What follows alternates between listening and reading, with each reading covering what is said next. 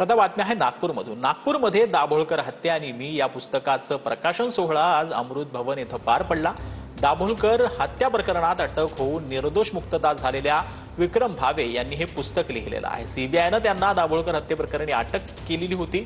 यावेळी त्यांना आणि त्यांच्या कुटुंबियांना काय सोसावं लागलं या संदर्भात त्यांनी हे लेखन केलं।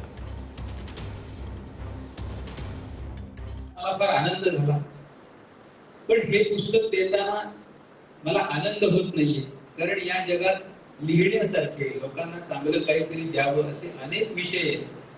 पण ते विषय सोडून केवळ हिंदुत्ववादी असल्यामुळे मला जे काही भोगावं लागलं, हे लिहिलं पाहिजे, समाजापर्यंत पोहोचलं पाहिजे, तरच अर्थात त्यामुळेच होईल असं नाही, पण एक हिंदू विरोधी षडयंत्र जे या देशात रचलं गेलेलं आहे, तर त्याविषयी जागृती करावी लागणार आहे। आणि त्यासाठी माझ्या परीने मी काय करू शकतो, तर हे पुस्तक मी लिहिलं पाहिजे, समाजापर्यंत पोहोचवलं